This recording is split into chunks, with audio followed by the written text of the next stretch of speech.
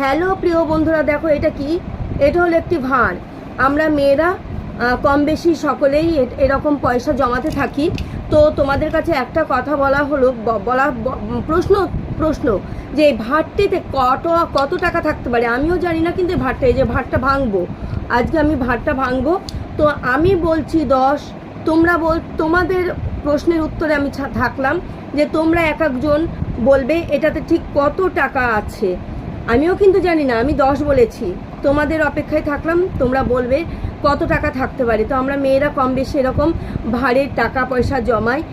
এটা আমার আসলে এইটা আমি নিজের জন্য বা আমার নিজের জন্য বা আমার পরিবারের কারোর জন্য কিছু করব না। এটা অ্যাকচুয়ালি আমি তারাপীঠ যাই, তারাপীঠে গিয়ে আমি ওখানে একটা পালি হয়, সেই পালির দিনে আমি এটা কাজে লাগাই।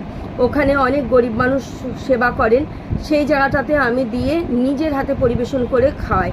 তো তোমাদের কাছে বলা থাকলে এটাতে কত আছে, তবে আমি গুনে দেখাবো তোমাদেরকে। টাটা।